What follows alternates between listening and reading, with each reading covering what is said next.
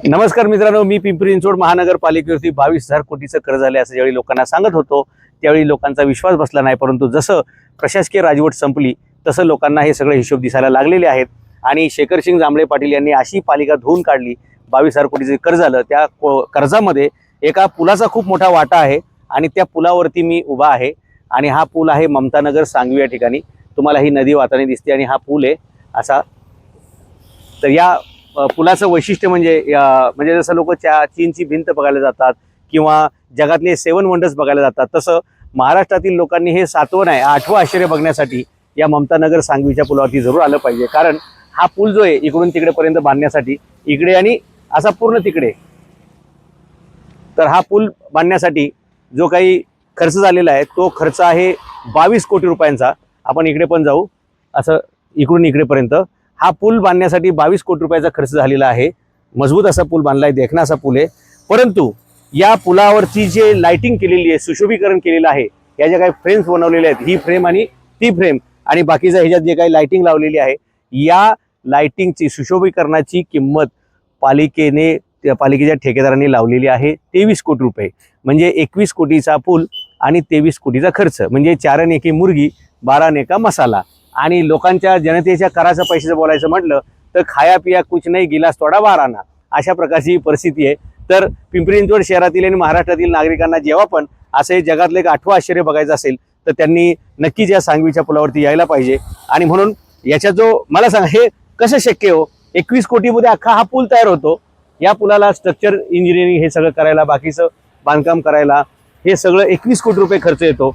परंतु इथं सुशोभीकरण बघा, आता ह्याच्यामध्ये आता हे 21 कोटीमध्ये येतं आणि 23 कोटीमध्ये ह्या लाइटिंग, वरच्या लाइटिंग, ह्याच्यावरची जे लाइटिंग आहेत त्या लाइटिंग ह्याची किंमत 23 कोटी रुपये। त्याच्यामुळे हे आपण चायनामधून स्वस्तातल्या स्वस्तात हलक्यातल्या हलक्यात जरी वस्तू मागवल्या तरी याचं जे काही ही लोखंडी फ्रेम आहे, त्यातल्या लाईट्स आहेत, ते चालवण्याची यंत्रणा असेल, या सगळ्याची जरी किंमत पकडली ना तरी 5 कोटीच्या वर जाऊ शकत नाही। तुम्ही स्वतः मार्केटमध्ये चेक करा, गुगलवरती चेक करा, दुकानदारांना विचारा, 5 कोटीच्या वर किंमत जाऊ शकत नाही। 17 कोटी जे एक्स्ट्रा गेलेले आहेत ते 17 कोटी हवेत आहेत। 17 कोटीची बिलं सापडत नाहीयेत, 17 कोटीचा हिशोब लागत नाहीये। म्हणजेच काय, फक्त कागदावरती 17 कोटी रुपये महानगरपालिकेच्या भ्रष्ट अधिकाऱ्यांनी आणि ठेकेदारांनी लाटलेले आहेत।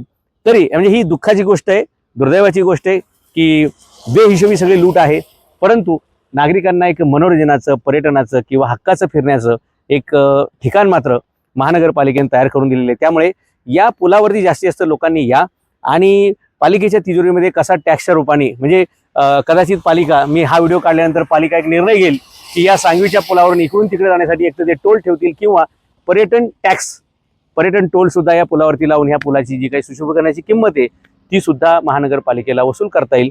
नागरिकांनी महानगरपालिकेला सहकार्य केलं पाहिजे। ज्या ज्या ठिकाणी अशा प्रकारची लूट होईल त्या ठिकाणी डोळे बंद करून तुम लूटते रहो हम देखते रहेंगे, तुम लूटते रहो हम देखते रहेंगे, अशा प्रकारची भूमिका नागरिकांनी घेतलेली आहे। पुढे पण भविष्यात घ्या। 22,000 कोटीचं कर्ज झाले, अजून किती होईल सांगता येत नाही।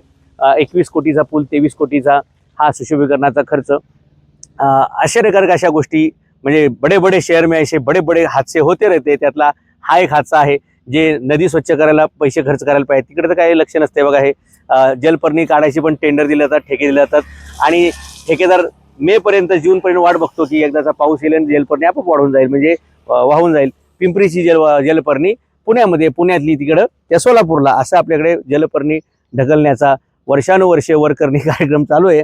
तर नागरिकांना विनंती आहे, थोडासा पाऊस उघडल्यामुळे मी पण इथं आलोय।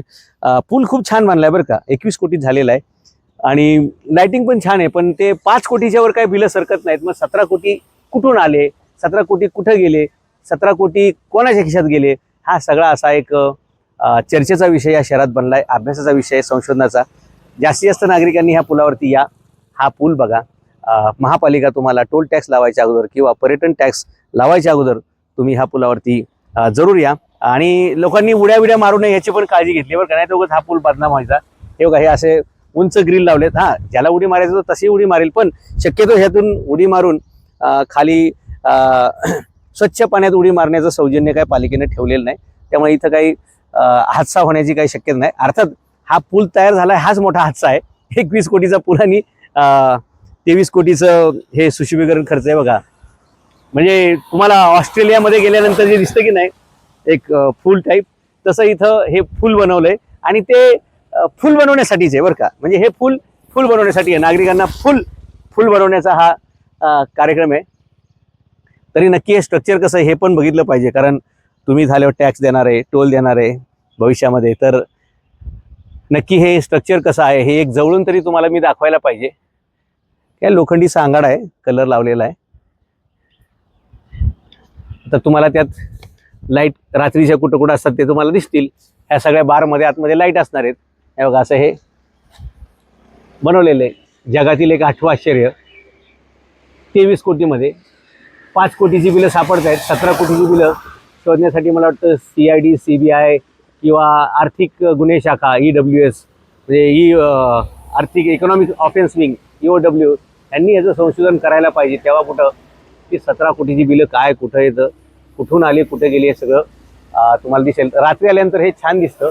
अर्थात त्यावेळी तुम्ही चिंता करू नका ते 17 कोटी कुठं गेले काय वगैरे. लाईटीचा आनंद घ्या.